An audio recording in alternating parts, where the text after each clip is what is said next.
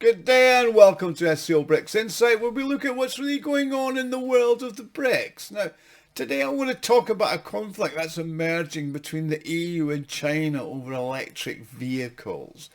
Now, Europe's attempted to mount a robust defence against the influx of inexpensive Chinese electric vehicles, indicating that it's got the desire to engage in an economic Cold War with China.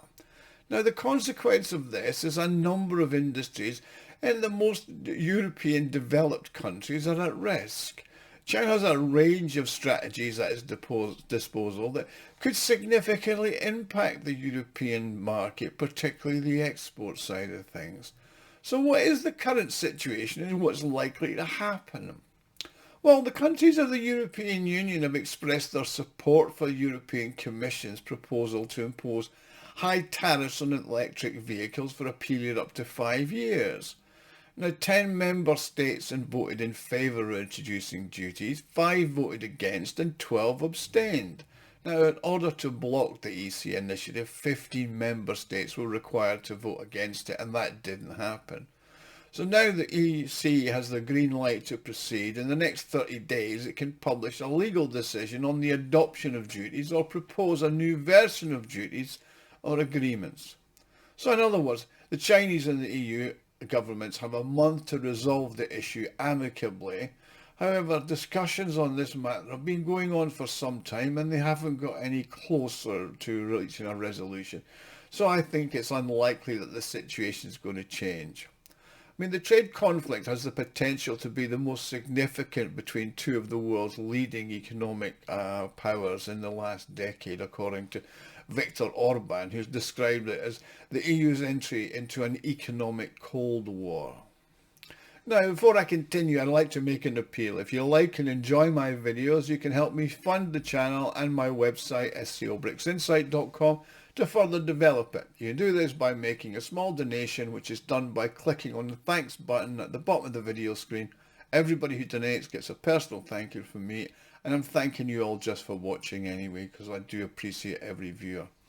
Now, all attempts by China to negotiate a peaceful resolution to the issue with the EU have thus far been successful. I mean, Beijing's already initiated a process of implementing retaliatory measures against Brussels. In particular, it threatens to impose tariffs on EU brands, well-known brands, particularly on European pork and dairy products. Now, China's also initiated a special investigation into various products to establish legal grounds for imposing duties on EU imports that it has.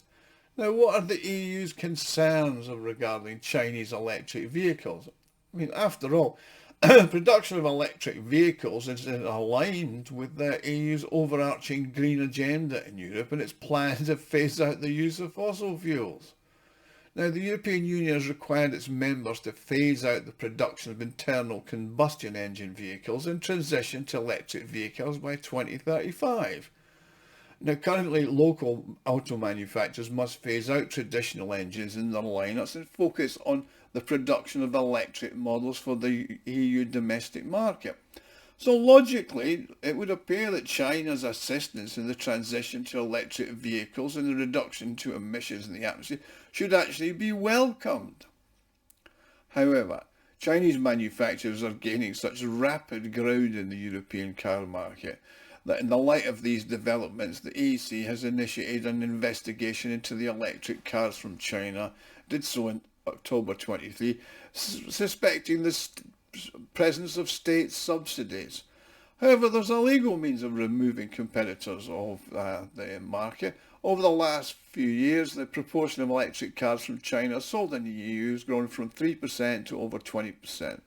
Meanwhile, Chinese brands BYD, Geely, SAIC have only captured 8% of the market, with the remainder accounted for by international companies exporting their electric vehicles from China, and that includes Tesla. Now, it's in China's interest to maintain a strong presence in the European market. There's a significant demand for environmentally friendly vehicles in China, and this is set to grow within the Chinese country's green agenda. Plus, China's established a comprehensive electric manufacturing industry primarily aimed at export, and that situation is now under threat.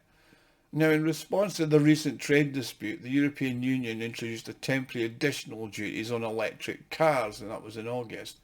And that resulted in a 48% decline in sales, and they've reached an 18-month low. Now, first and foremost, EU countries are seeking to safeguard their domestic market from Chinese electric vehicles, which are gaining ground on European measure because of their price competitiveness, and they're taking market share. I mean, the EU believes is the market advantage that the Chinese have got is due to the Chinese government offering financial incentives to the industry, but that's not the only issue. I mean, the EU's seen a sharp increase in energy and electricity costs, which has led to increased production costs and, of course, higher car production costs. I mean, the EU's already implemented their 10% tariff on Chinese electric vehicles, but that doesn't seem to be enough, so they're seeking to increase it to an even higher level. Now, the specific rate for each future duty will be on a brand-by-brand basis. China's BYD will be hit with 17.4%, Geely to 19.9%, and SAIC to 35%. Now, companies that cooperated with the investigation but not including the sample will be subject to a weighted average duty of 20.8%. Now, the European Union, in its blind pursuit of its green energy agenda, has rushed itself into abandoning all the cheap traditional energy resources, including Russian pipeline gas, plus it's let down its own industrialists, mainly the car companies. So a large number of the companies are moving their factories to the United States or China. And instead of subsidies, electric vehicles in the EU have been given increased costs. Now, if the EU introduces price competition or raises the price of Chinese cars via import tariffs, local electric car manufacturers and Chinese models produced in the UK and the EU will be the first to benefit, says Sergei Shernov.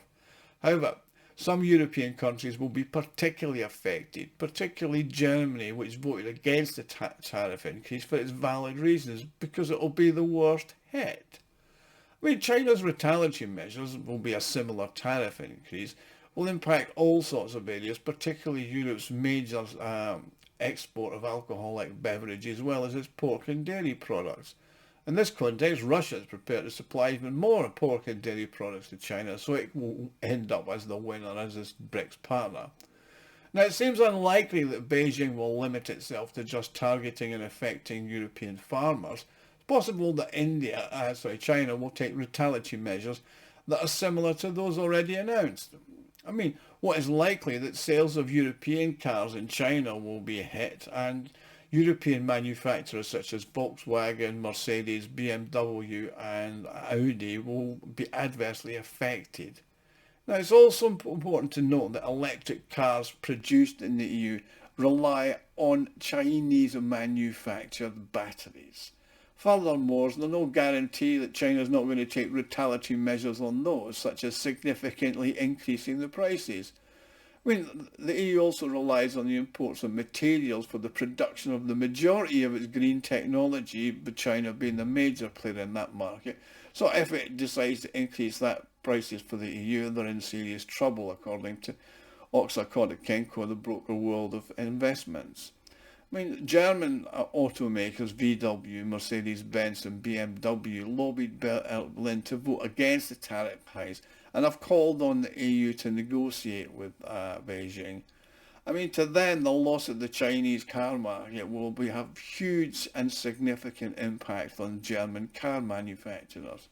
I mean, in 2023, China accounted for 1/3 of the German car manufacturers' sales, and the outcome of the vote is a significant setback for the European automobile industry, said the BMW CEO Oliver Zipse. He says, it's imperative that the European Commission and China swiftly engage in negotiations that avert a trade conflict that will result in losses for all parties involved. He said, from an industry perspective, the German economy would be the most adversely affected. I mean, China's position as Germany's primary trading partner is now being shifted. Germany has been the major industrial backbone of the entire European economy, and it's now gone into decline. According to the German Institute of Economic Research, It's a contraction of 1% in the German economy this year. And the reason for this is the missteps that were made in the transition to green energy, the rejection of nuclear energy, and the lack of the previously available inexpensive Russian pipeline gas. So the transition to electric vehicles will result in a decline in the production of gasoline engines. Consequently, the entire EU economy will be adversely affected. The set of measures that's announced is relatively limited in scope. Nevertheless, the Eurozone economy is now facing significant pressure and is approaching a serious state of stagnation. The countries that will be most adversely affected in the region are those that rely heavily on exports. And those are Germany, the Netherlands and Italy, and they are going to suffer. So, energy-based wars continue to plague the EU, and the curse of Russian gas strikes again. Thank you for watching. I hope you've enjoyed the video. Please like and subscribe. Also, if you want to be friendly and helpful, you can help me fund the channel. Click on the thanks button, make a small donation, and don't forget the comments. Love to read your comments, love to respond to your comments, so keep them coming. Talk to you all again soon. Bye.